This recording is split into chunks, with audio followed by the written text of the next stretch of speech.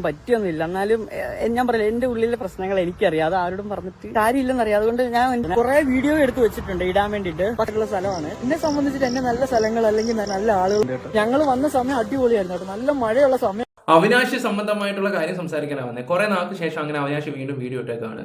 എനിക്ക് തോന്നുന്നു കഴിഞ്ഞ ഡിസംബറിൽ ഒരു വീഡിയോ ഇട്ട് അത് അത്യാവശ്യം ഒന്ന് വിവാദമായതാണ്. ഒരു വർഷത്തിലെങ്ങാണ്ട് 3 വീഡിയോ 4 വീഡിയോ അങ്ങോട്ട് മാത്രമേ ചെറുക്കാൻ ഇട്ടിട്ടുള്ളായിരുന്നു. അവിനാശിന്റെ ലൈഫ് എങ്ങനെ ആയിരുന്നത് ഞാൻ പറയാതെ തന്നെ അവിനാശിന്റെ സബ്സ്ക്രൈബേഴ്സും ഇത് കാണുന്ന പ്രേക്ഷകർക്ക് നല്ല രീതിയിൽ അറിയാം.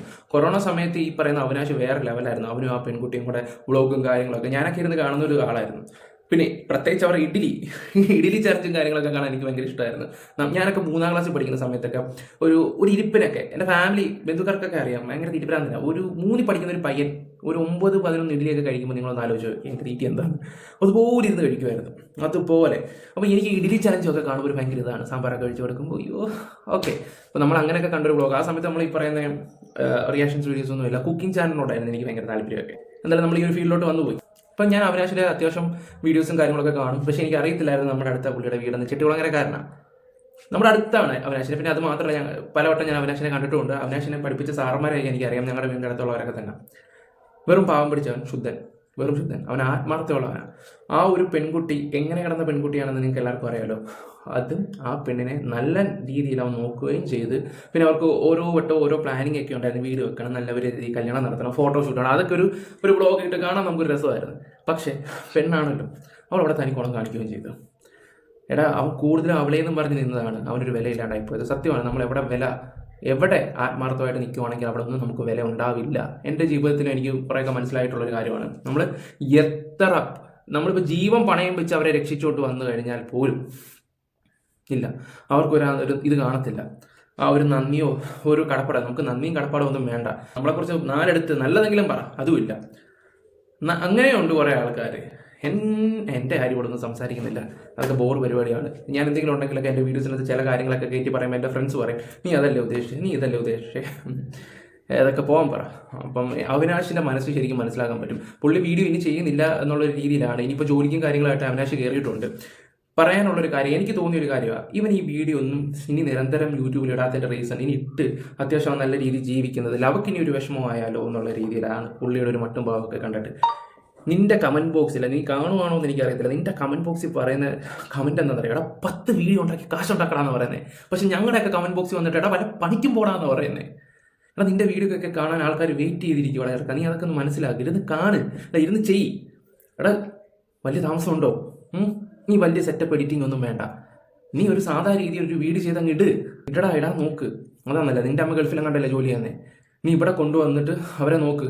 നീ അവരെ അവിടെ ഒന്നും വിടേണ്ട ആവശ്യമില്ല. എന്നിട്ട് അവൻ ഏതൊരു ഡോക്ടർമാർക്ക് വേണ്ടി ഡോക്ടറിൻ്റെ അടുത്ത് എനിക്ക് ഒന്ന് ഡ്രൈവിംഗ് പണിയാണെന്ന് തോന്നുന്നു. എനിക്ക് അങ്ങനെയൊക്കെയാണ് തോന്നുന്നത്. എന്തായാലും ഞാൻ ഒരു വീഡിയോ വെച്ച് തരാം. ഞാനൊരു കാര്യം പറയാം, എൻ്റെ ഒരു അനുഭവം കൊണ്ട് പറയുകയാണ്. ഈ ഒരു കാര്യം എന്തായാലും പറയുകയാണ്. വീട്ടുകാരുടെ കാര്യം സെറ്റിലാക്കാൻ നോക്കുക. എൻ്റെ ഇപ്പം മൈൻഡൊക്കെ അതാണ്. നേരത്തെ അങ്ങനൊന്നും ഇല്ലായിരുന്നു. പെട്ടെന്ന് ജോലി മേടിക്കണം, കല്യാണം കഴിക്കണം, സ്വസ്ഥമായിട്ട് ജീവിക്കണം, അങ്ങനൊന്നുമല്ല. വീട്ടുകാരെ സെറ്റിലാക്കുക, അവർക്ക് എന്തെങ്കിലുമൊക്കെ ചെയ്ത് വെക്കുക. നാളെ നമുക്ക് എന്തെങ്കിലും പറ്റിക്കഴിഞ്ഞാൽ അവർ സേഫ് ആയിരിക്കണം, നാളെ ഒരുത്തിൻ്റെ കൈ നീട്ടരുത്. ആ ഒരു ഇത് എൻ്റെ മനസ്സിൽ മൊത്തം അതാണ്. പണ്ടൊക്കെ ആരെങ്കിലും എന്തെങ്കിലും പറയുകയാണെങ്കിൽ പടവില്ലേ ആറ്റിറ്റ്യൂഡ് തീർക്കേണ്ടടുത്താണെങ്കിൽ തീർക്കാം, അടിച്ച് നിൽക്കേണ്ടത് സംസാരിച്ച് നിൽക്കുന്ന ഒരു ഇനമാണ്. ഇപ്പോഴും ഞാൻ അങ്ങനെ നിൽക്കും. സംസാരിക്കുകയാണെങ്കിൽ ഞാൻ സംസാരിച്ചു, കാരണം മുമ്പ് താഴാനൊന്നും പോകത്തില്ല. പിന്നെ ഞാൻ ഒരുപാട് എടാ മോനെ മക്കളെടാ വിട് എന്നൊക്കെ പറയാം. വേണമെങ്കിൽ ഞാൻ കാല് പിടിക്കാം.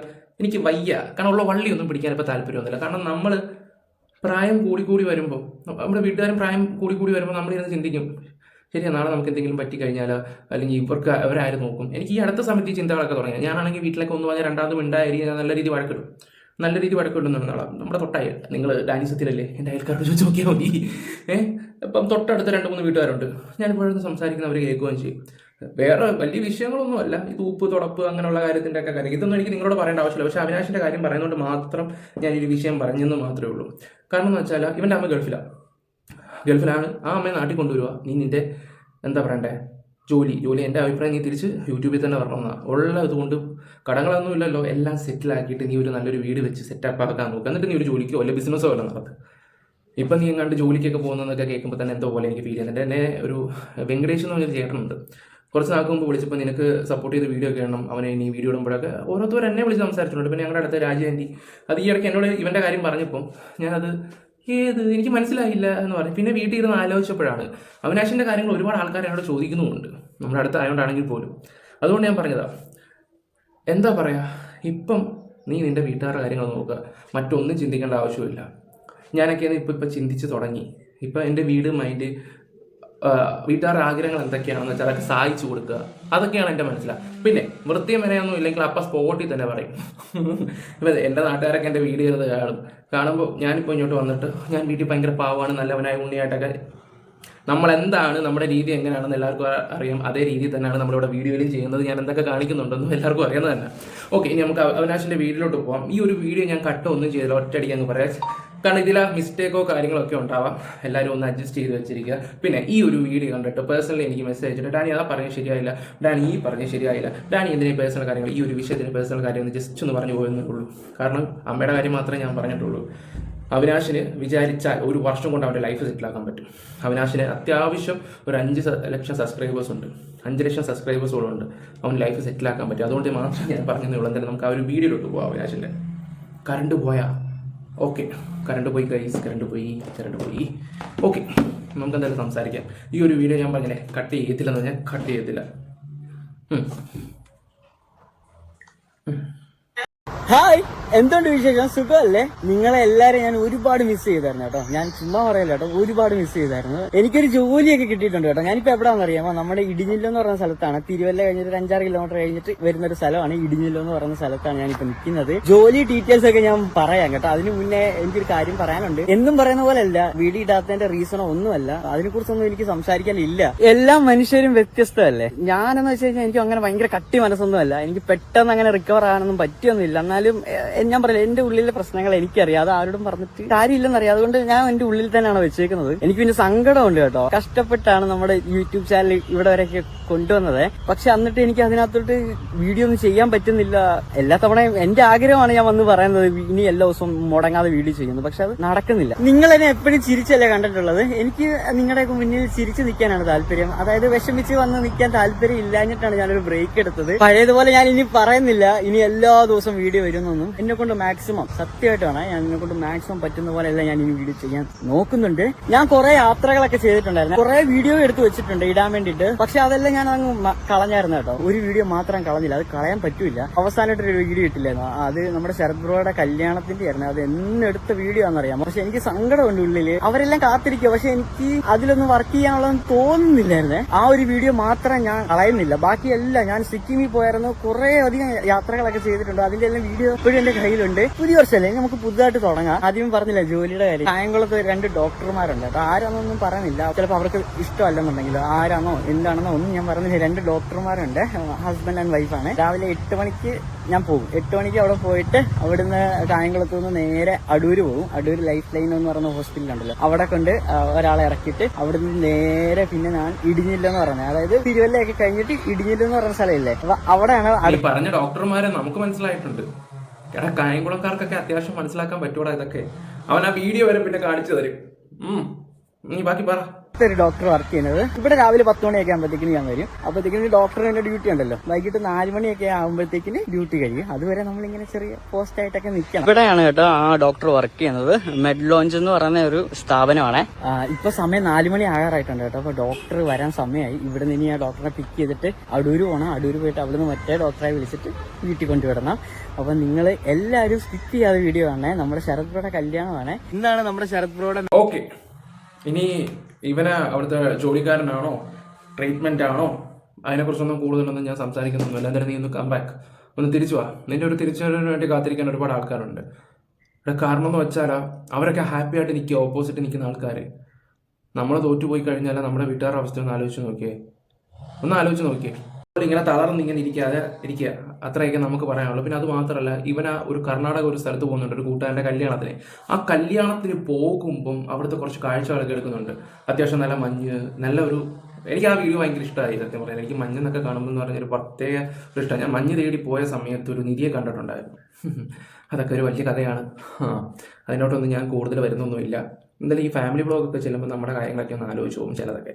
ഓക്കെ, എന്തായാലും നമുക്ക് ആ ഒരു വീഡിയോ മാരേജ് നമ്മളിപ്പോ മാരേജിന് വേണ്ടിട്ട് ഇവിടെ വന്നതാണ്. മാരേജ് എവിടാന്നറിയാമോ? കുടജാദ്രി വെച്ചിട്ടാണ് കേട്ടോ. അതുകൊണ്ടാണ് ഞാൻ മുണ്ടൊക്കെ കൊടുത്തിട്ട് വന്നത്. പക്ഷെ ഇത് സിംഗിൾ മുണ്ടാണ്, ബാക്ക് വശമൊക്കെ കാണാം. എന്നാലും നമ്മൾ അഡ്ജസ്റ്റ് ചെയ്ത് കൊടുത്തേക്കാണ്. നമുക്ക് ഇവിടുന്ന് ഒരു 6:30 ആകുമ്പോൾ ഇറങ്ങണം. ഇവിടുന്ന് ഒരു 2 മണിക്കൂർ യാത്രയുണ്ട്. അവരെല്ലാം റെഡി ആയിട്ടുണ്ട്, ഞാനും റെഡി ആയിട്ടുണ്ട്. പിന്നെ ഇവിടെ ഇപ്പൊ നല്ല മഴയാണ്. കുറെ ദിവസങ്ങളായിട്ട് മഴ നടന്നുകൊണ്ടിരിക്കുകയാണ്. മഴ കാരണം ഇവർക്ക് ഒരുപാട് ബുദ്ധിമുട്ടും കാര്യങ്ങളൊക്കെ വന്നിട്ടുണ്ട്. എന്നാലും നമ്മൾ ഇതെല്ലാം തരണം ചെയ്ത് ഇന്ന് മുന്നോട്ട് പോകുമായിരിക്കും. നമുക്ക് അടിപൊളി വിഷ്വൽസ് കിട്ടുമെന്നാണ് പ്രതീക്ഷിക്കുന്നത്. നല്ലൊരു കിടിലൻ എക്സ്പീരിയൻസ് കിട്ടുമെന്നാണ് വിചാരിക്കുന്നത്. അപ്പൊ നമുക്ക് നേരെ പോകാം. ഞാനാണെങ്കിൽ ശരത് ബ്രോയെ കാണാൻ വേണ്ടി ചെന്നപ്പോൾ ശരത് ബ്രോ അവിടെ ഒരുക്കിക്കൊണ്ടിരിക്കുകയാണ് കേട്ടോ. ഇവിടെ ഒരുക്കുന്ന വേറെ ആരുമല്ല, അവരുടെ റിലേറ്റീവ്സ് ആണ്. ശരത് ബ്രോയുടെ വീട്ടുകാരെല്ലാവരും ചേർന്നിട്ടാണ് കേട്ടോ ശരത് ബ്രോയെ ഒരുക്കുന്നത്. ശരത് ബ്രോ വീട്ടിൽ നിന്ന് ഇറങ്ങുന്നതിന് മുന്നേ വീട്ടിൽ കുറേ ചടങ്ങുകളൊക്കെ ഉണ്ട് കേട്ടോ. നമ്മുടെ നാട്ടിലൊക്കെ നടക്കുന്നതിനെക്കാട്ടിലും ഒരുപാട് വ്യത്യസ്തമായിട്ടാണ് കേട്ടോ ഇവിടുത്തെ ചടങ്ങുകൾ.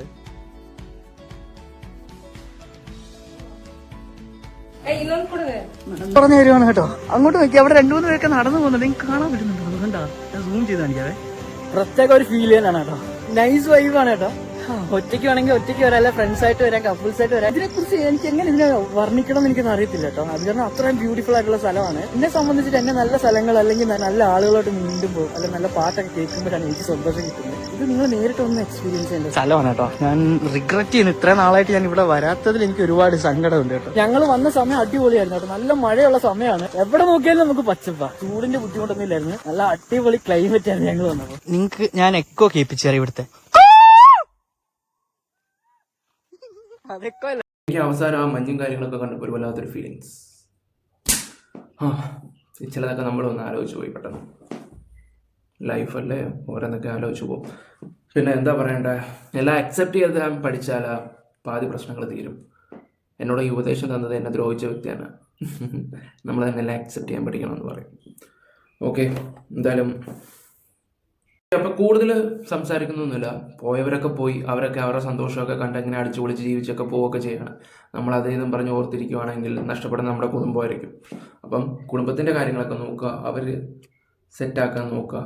കാരണം എന്ന് വെച്ചാൽ എന്താ പറയുക, ഇപ്പോഴും ഞാനിവിടെ വീട്ടിൽ ഇരുന്ന് യൂട്യൂബിൽ വീഡിയോ ചെയ്യുന്ന സമയത്താണെങ്കിൽ നാട്ടുകാർക്ക് പല പല കഥകളും പറയാം. ആ വീട്ടിലിങ്ങനെ നിൽക്കുന്നത്, അമ്മ രാവിലെ എണീച്ച് പച്ചക്കറി കടയിൽ പോകുന്നു. പച്ചക്കറി കടയെന്ന് വെച്ചാൽ നമുക്ക് സ്വന്തമായിട്ടുള്ളൊരു കൊച്ചു കടയാണ്. നമുക്കൊരു കടയുണ്ട്, ആശുപത്രി നമ്മുടെ ഇവിടെ നിന്ന് അടുത്താണ്, മുതോളം ആശുപത്രിയുടെ അടുത്താണ് കട. രാവിലെ അവിടെ പോകുന്നു, ഞാനൊരു കൊച്ചു നിക്കറൊക്കെ ഇട്ടുകൊണ്ട് പോയി അമ്മയെ കൊണ്ടുവിടുന്നു, വീട്ടിൽ വന്നിരിക്കുന്നു. ഇത് മാത്രമാണ് സത്യത്തിൽ ആൾക്കാർ കാണുന്നത്. നമ്മൾ എന്താ ചെയ്യുന്നത് അങ്ങനെയൊന്നും അറിയത്തില്ല. ഇപ്പം നേരത്തെ ഞാൻ ഷിപ്പിലായിരുന്നു, ഇപ്പം ജോലിക്കും പോകുന്നില്ല. അങ്ങനെയൊക്കെ കുറേ കാര്യങ്ങളൊക്കെ സംസാരിക്കുന്ന കുറേ ആൾക്കാരുണ്ട്. ഇതൊന്നും മൈൻഡ് ചെയ്യാതെ നമ്മുടെ കാര്യങ്ങൾ മാത്രമായിട്ട് നോക്കി അങ്ങ് പോവാൻ. നമ്മൾ എന്താണെന്ന് നമ്മളെ ബോധിപ്പിക്കുക, നമ്മുടെ വീട്ടുകാരെ ബോധിക്കുക, അത്രേ ഉള്ളൂ.